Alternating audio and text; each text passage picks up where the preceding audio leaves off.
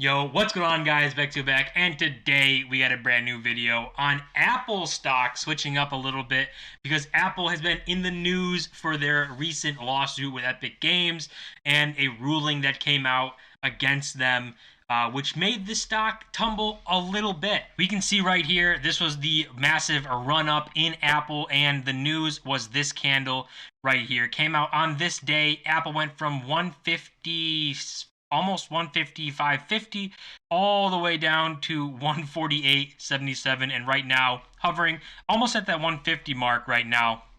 And I think Apple is a steal at these prices right now. They're nothing fundamentally changed with them.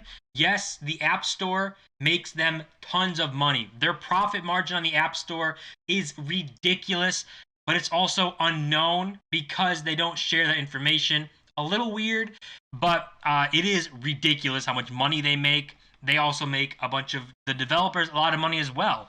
But that's the card they try and play for it. But right now, looking at Apple price, I mean, we're still in this insane rally, getting above 150. I think Apple stock at 149, under 150, which we might not be at for too much longer, but even around 150 is a great deal. You just can't bet against Apple. So this was the thing that made Apple stock start to really fall. It says Apple shares fall after new ruling in Epic Games fight.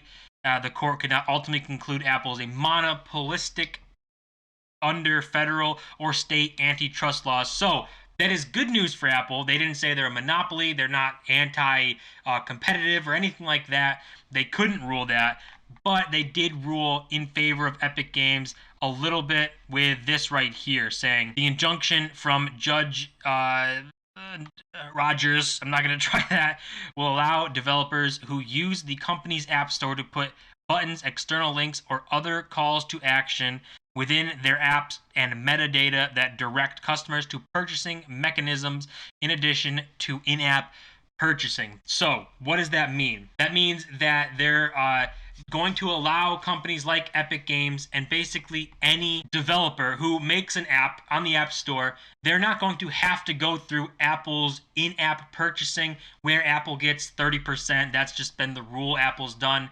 They change it a little bit. They change it to 15% for any app developer making under $1 million with their app.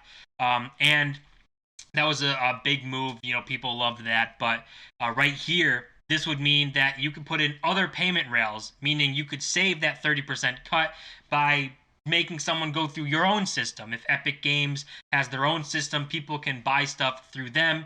They don't have to give away 30% to Apple. They can keep that and move on with their day. So, will it ultimately really affect Apple's profit and margin on this? I don't think so. Just like this says, Epic Games court ruling unlikely to seriously damage Apple's services business. So, slid over 3% on the news. But what we got to think about is big companies like Epic Games, maybe Activision for like COD Mobile and stuff, they can implement their own payment system. They can code it up, they can make it, create it, and deploy it. A lot of other app developers can't do that. So they're going to still rely on Apple's in-app purchasing system, and Apple will still get their 30 or 15 to 30% cut. And you know, life moves on. They lose a little bit of revenue, but ultimately it's not going to severely hurt them and, you know, damage their business to a point where it changes everything. I mean, this is Apple's earnings report for their last earnings call. And I have it scrolled down here. You can see this is their services, which is what the app purchasing falls under, is $17 billion they made for the last quarter. Obviously, you know, it goes all over the place. Bigger, this is the biggest quarter, and this one, third biggest. Nothing crazy, still bigger than the last, but $17 billion, basically $17.5 billion from services, and it is their second biggest category. So it is a huge category. iPhones make up for almost 40 billion, and then all the other the Mac, iPad, wearables, home and accessories, all kind of middle of the pack. But it is iPhone and services that drive a lot of revenue from them, which makes sense. The iPhone, obviously their biggest product. Services, their biggest margin. Big question here is what makes up services? How much of the App Store and app purchasing is this service category? And tons of research, I cannot find out anything. You see, what are Apple's services? And they're labeled as transactions, music, movies, TV shows, stickers, books, and app purchases. So, how much of app purchases makes up this entire category? Is it more than 50%? Is it 30%? I don't think it's something crazy. And even if this makes up the vast majority, which I guess it could easily make up more than 50%, when you're looking at this, it all goes back to it not really going to damage their services because, like we said before, companies like Epic Games, Activision, these giant companies can make their own payment stuff, and it could implement other things. Could implement Bitcoin. That's a whole nother topic and stuff for another video. But the vast majority of companies are still going to rely on Apple to do that payment processing for them for in-app purchases, whether they're small indie developers or a smaller company and one that doesn't actually have the resources to make their own payment mechanism. They're still going to rely on Apple stuff. So even if this Apple App Store services makes up a ton of money or percent in their service business, even if the big companies opt out, I don't think it's going to really affect them all that much. And this is just an article talking about their App Store, saying how much does Apple make from the App Store. Even a landmark antitrust trial couldn't reveal it. This was, I think, still about the Epic lawsuit stuff. Saying right here, Epic expert witness said Apple's App Store has profit margin approaching 80%, but Apple executives disputed that while successfully keeping raw data hidden from public view. So this is a bigger deal because I've been trying to see how much, margin there is in the App Store, how much of the App Store makes up Apple's services business, and you cannot find those numbers anywhere. It's kind of ridiculous. So seeing as it's being hidden a little bit makes you wonder, is there some sort of large number where this is a massive amount and they just don't want people to question it, and this lawsuit could be something challenging that, or they're just trying to keep their numbers in-house or whatever they're trying to do.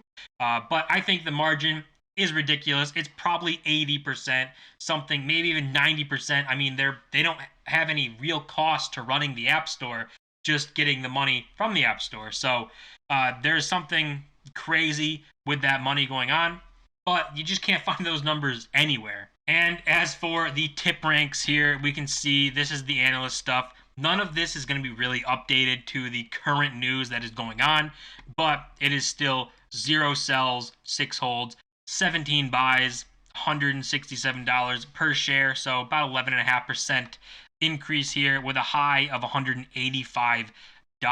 It is very, very hard to bet against Apple. Like, it's just not something you really do.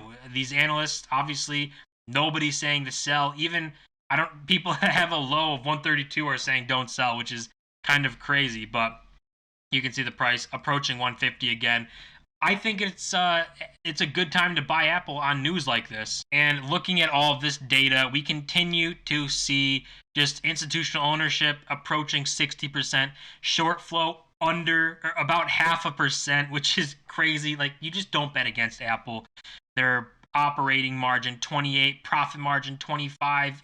Everything is just doing great for Apple. So I do think that this news just made a good buying opportunity overall in Apple stock. Nothing to really get worked up about or scared about. Just kind of opening an opportunity, short-term volatility. Who knows? But I'm sure when Apple comes out with their next earnings report, they'll put it all to bed and put it all to no more worrying, as well as the iPhone event coming up. So they have a lot of things to try and hype up and get people back on a good side of Apple. But that's going to do it for this video. A little Apple talk. Honestly, Apple is a company I love. I mean, you cannot go wrong with Apple stock. They just print money. Like, you just look at Apple's, their business, they continue to print money. It is kind of crazy. But all this stuff, a little hiccup in the road, and presenting what could be a good buying opportunity. So, as always, guys, don't forget to smash that like button and subscribe. We're on the road to 1,000 subscribers. I'll see you guys in my next video.